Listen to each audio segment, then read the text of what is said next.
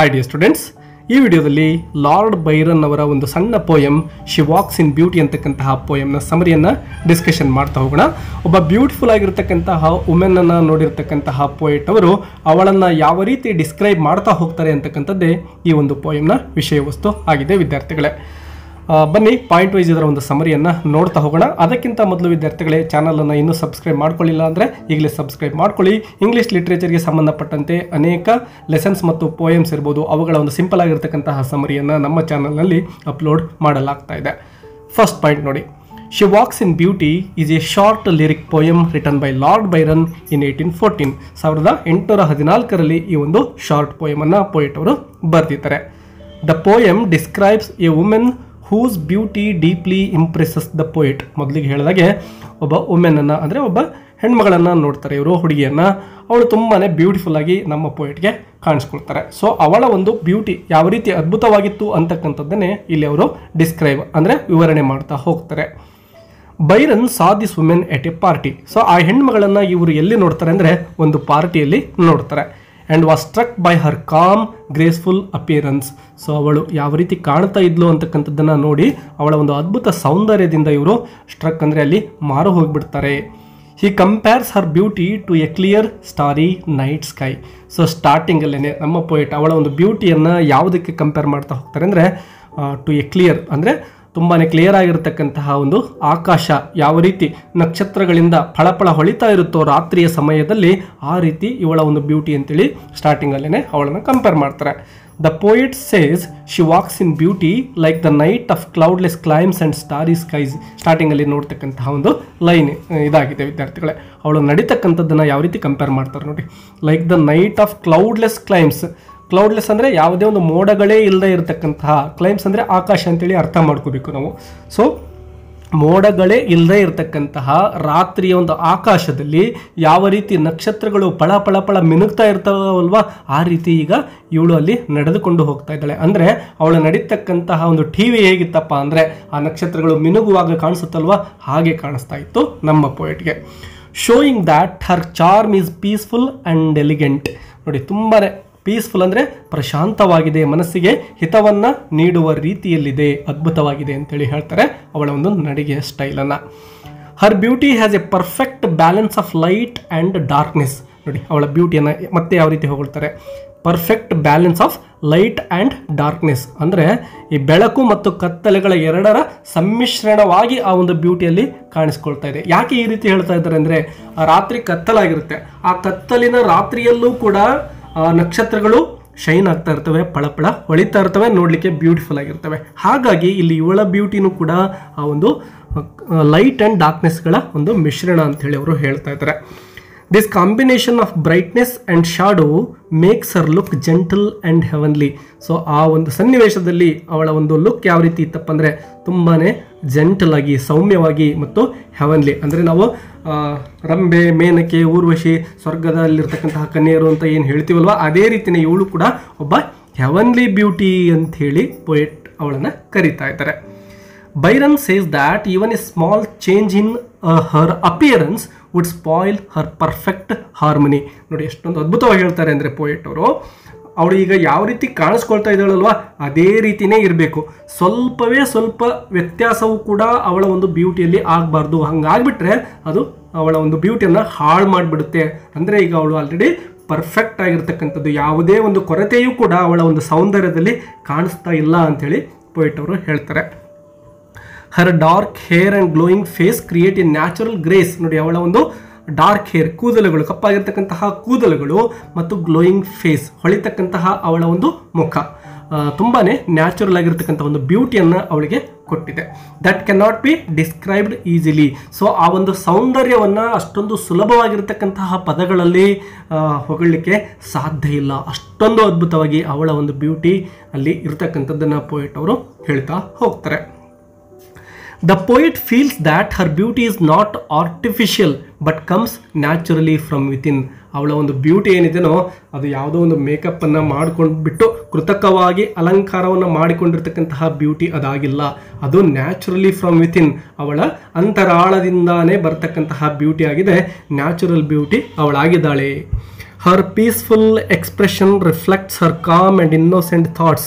ನೋಡಿ, ಅವಳ ಒಂದು ಪೀಸ್ಫುಲ್ ಅಂದರೆ ಸೌಮ್ಯವಾಗಿರ್ತಕ್ಕಂತಹ ಅವಳ ಮುಖಭಾವ ಏನಿದೆನೋ ಅದು ಅವಳ ಒಂದು ಮನಸ್ಥಿತಿ ಎಷ್ಟೊಂದು ಕಾಮ್ ಆಗಿದೆ ಮತ್ತು ಅವಳು ಎಷ್ಟೊಂದು ಮುಗ್ಧಳು ಮತ್ತು ಅವಳ ಒಂದು ವಿಚಾರಗಳು ಎಷ್ಟೊಂದು ಕಾಮ್ ಮತ್ತು ಇನ್ನೋಸೆಂಟ್ ಆಗಿದ್ದು ಅಂತಕ್ಕಂಥದ್ದನ್ನು, ಅಂದರೆ ಅವಳ ಒಂದು ಸೌಂದರ್ಯ ಅವಳ ವಿಚಾರಗಳ ಸಂಕೇತವಾಗಿಯೂ ಕೂಡ ಇದೆ ಅನ್ನೋದನ್ನು ಪೋಯಿಟ್ ಅವರು ಹೇಳ್ತಾರೆ.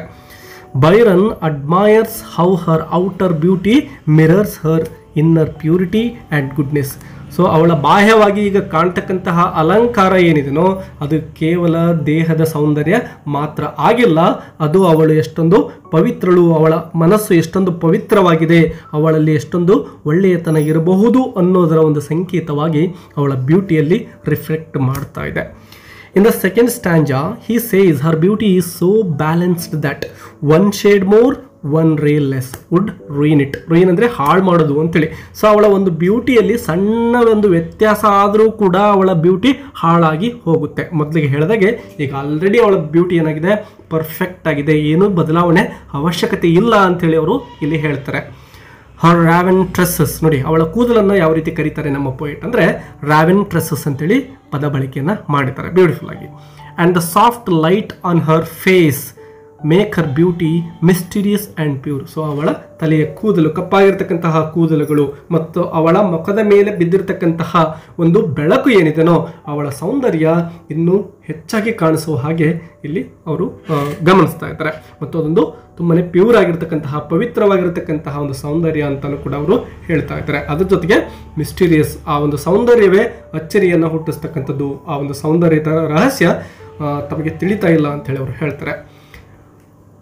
Her face shows sweet and serene thoughts. ನೋಡಿ ಅವಳ ಮುಖಭಾವ ಹೇಗಿತ್ತಪ್ಪ ಅಂದರೆ ತುಂಬಾ ಸ್ವೀಟ್ ಆಗಿದೆ ಮತ್ತು ಸಿರೀನ್ ಥಾಟ್ಸ್ ಅಂದರೆ ಪ್ರಶಾಂತವಾಗಿರ್ತಕ್ಕಂತಹ ವಿಚಾರಗಳು, ಸೌಮ್ಯವಾಗಿರ್ತಕ್ಕಂಥ ವಿಚಾರಗಳು ಅಂತೇಳಿ. Suggesting she has A kind heart, ಅಂದರೆ ಅವಳ ಮನಸ್ಸು ಕೂಡ ಅತ್ಯಂತ ಪರಿಶುದ್ಧವಾಗಿರ್ತಕ್ಕಂಥದ್ದು, ತುಂಬ ಒಳ್ಳೆಯವಳವಳು ಅನ್ನೋ ಅರ್ಥದಲ್ಲಿ ಈ ರೀತಿ ಹೇಳ್ತಾ ಇದ್ದಾರೆ. The poet believes her mind is pure and gentle, free from pride or evil. Pride ಅಂದರೆ ಗರ್ವ ಅಂಥೇಳಿ ಅರ್ಥ ಮಾಡ್ಕೋಬೋದು ನಾವು ಇಲ್ಲಿ. ಸೊ ಅವಳ ಸೌಂದರ್ಯದ ಕುರಿತು ಅವಳಲ್ಲಿ ಯಾವುದೇ ಗರ್ವವೂ ಕೂಡ ಇಲ್ಲ, ಈವಿಲ್ ಕೆಟ್ಟ ವಿಚಾರಗಳು ಕೂಡ ಅವಳ ಮನಸ್ಸಿನಲ್ಲಿ ಇಲ್ಲ. In the third stanza Byron describes her cheeks and forehead as soft, calm and expressive. ಮೂರನೇ ಸ್ಟ್ಯಾಂಜಾದಲ್ಲಿ ಅವಳ ಕೆನ್ನೆಗಳು, ಚೀಕ್ಸ್ ಹೇಗಿದ್ದಾವೆ ಮತ್ತು ಅವಳ ಹಣೆ ಎಷ್ಟೊಂದು ನೋಡಲಿಕ್ಕೆ ತುಂಬಾ ಸಾಫ್ಟ್ ಆಗಿದೆ ಮತ್ತು ಅಲ್ಲೂ ಕೂಡ ಒಂದು ಕಾಮ್ನೆಸ್ ಕಾಣಿಸ್ತಾ ಇದೆ, ಎಕ್ಸ್ಪ್ರೆಸಿವ್. ಅವಳ ಒಂದು ಬ್ಯೂಟಿಯನ್ನು ಅವುಗಳು ಕೂಡ ಅಲ್ಲಿ ಎಕ್ಸ್ಪ್ರೆಸ್ ಮಾಡ್ತಾ ಇದ್ದಾವೆ. Her gentle smile and rosy glow show that she has lived a life full of goodness. So ನೋಡಿ ಅವಳ ಒಂದು ನಗು ಈಗ ಜೆಂಟಲ್ ಸ್ಮೈಲ್, ತುಂಬಾ ಸೌಮ್ಯವಾಗಿರ್ತಕ್ಕಂತಹ ಒಂದು ನಗುವನ್ನು ಅವಳು ಬೀರ್ತಾ ಇದ್ದಾಳೆ. ಆ್ಯಂಡ್ ರೋಸಿ ಗ್ಲೋ, ಅವಳ ಮುಖದ ಮೇಲೆ ಇರತಕ್ಕಂತಹ ಒಂದು ರೋಸಿ ಕಾಂತಿ ಏನಿದೆನೋ, show that she has lived a life full of goodness. ಅವಳ ಜೀವನದುದ್ದಕ್ಕೂ ಕೂಡ ಅವಳು ಒಂದು ಒಳ್ಳೆಯ ಜೀವನವನ್ನೇ ಮಾಡಿಕೊಂಡು ಬಂದಿದ್ದಾಳೆ ಅನ್ನೋದರ ಸಂಕೇತವಾಗಿದೆ ಅಂತೇಳಿ ಪೋಯೆಟ್ ಹೇಳ್ತಾರೆ. The poet says her face shows signs of a peaceful mind. ನೋಡಿ ಅವಳ ಮುಖ ಏನು ತೋರಿಸುತ್ತಪ್ಪ ಅಂದರೆ ಪೀಸ್ಫುಲ್ ಮೈಂಡ್, ಅವಳ ಒಂದು ಪ್ರಶಾಂತವಾಗಿರತಕ್ಕಂತಹ ಮನಸ್ಥಿತಿಯ ಸಂಕೇತವಾಗಿ ಆ ಒಂದು ಮುಖದ ಒಂದು ಎಕ್ಸ್ಪ್ರೆಷನ್ ಏನಿತ್ತು ಅಲ್ಲಿ ಕಾಣ್ತಾ ಇದೆ, ಒಂದು ಸಿಂಬಾಲ್ ಆಗಿದೆ. ಆ್ಯಂಡ್ ಎ ಲವಿಂಗ್ ಹಾರ್ಟ್, ಮತ್ತು ಅವಳ ಒಂದು ಪ್ರೀತಿ ತುಂಬಿರತಕ್ಕಂತಹ ಹೃದಯದ ಸಂಕೇತವಾಗಿ ಆ ಒಂದು ಮುಖಭಾವ ಕಾಣಿಸ್ತಾ ಇದೆ.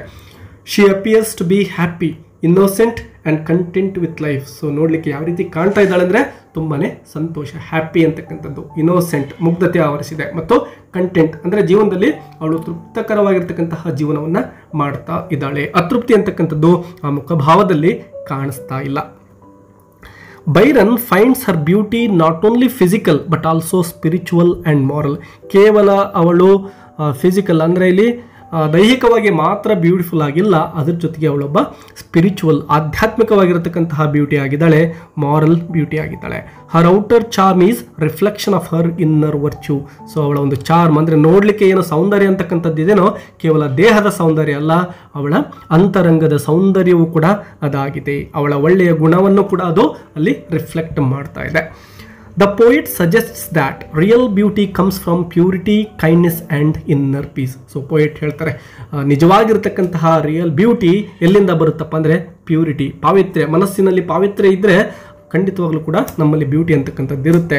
ಕೈಂಡ್ನೆಸ್ ಮತ್ತು ಇನ್ನರ್ ಪೀಸ್ಗಳು ಕೂಡ ಮನುಷ್ಯನಿಗೆ ಅತ್ಯವಶ್ಯಕ. ಆಗ ನ್ಯಾಚುರಲ್ ಆಗಿ ಬ್ಯೂಟಿಫುಲ್ ಆಗಿ ಕಂಡೇ ಕಾಣ್ತಾರೆ. ಸೊ ಇಲ್ಲಿ ಕಾಣ್ತಕ್ಕಂತಹ ಈ ಹೆಣ್ಮಗಳು ಕೂಡ ಅದೇ ರೀತಿಯೇ ತುಂಬಾನೇ ಪ್ಯೂರಿಟಿ, ಕೈಂಡ್ನೆಸ್ ಮತ್ತು ಇನ್ನರ್ ಪೀಸ್ ಇವುಗಳನ್ನು ಒಳಗೊಂಡು ಆ ಒಂದು ಬ್ಯೂಟಿಯನ್ನು ಅಲ್ಲಿ ರಿಫ್ಲೆಕ್ಟ್ ಮಾಡ್ತಾ ಇದ್ದಾಳೆ. The women's calmness and gentle behaviour make her look even more beautiful. So ಆ ಒಂದು ಕಾಮ್ನೆಸ್ ಏನು ಅಲ್ಲಿ ಕಾಣಿಸ್ತಾ ಇದೆನೋ, ಅವಳ ಒಂದು ಸೌಮ್ಯ ಬಿಹೇವಿಯರ್ ಏನಿದೆನೋ ಅದೆಲ್ಲವೂ ಕೂಡ ಅವಳ ಅಂದವನ್ನು ಹೆಚ್ಚಿಸ್ತಕ್ಕಂತಹ ಸಂಕೇತಗಳಾಗಿದ್ದಾವೆ.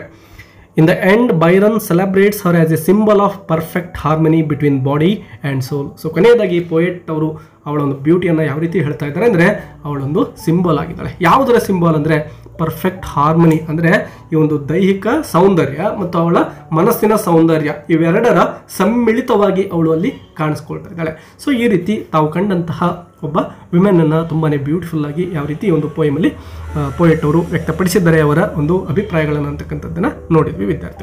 ವಿದ್ಯಾರ್ಥಿಗಳೇ ವಿಡಿಯೋಗೆ ಒಂದು ಲೈಕ್ ಕೊಡೋದನ್ನು ಮರಿಬೇಡಿ. ನಿಮ್ಮ ಅನಿಸಿಕೆಗಳನ್ನು ಕಮೆಂಟ್ ಬಾಕ್ಸಲ್ಲಿ ತಿಳಿಸೋದನ್ನು ಕೂಡ ಮರಿಬೇಡಿ.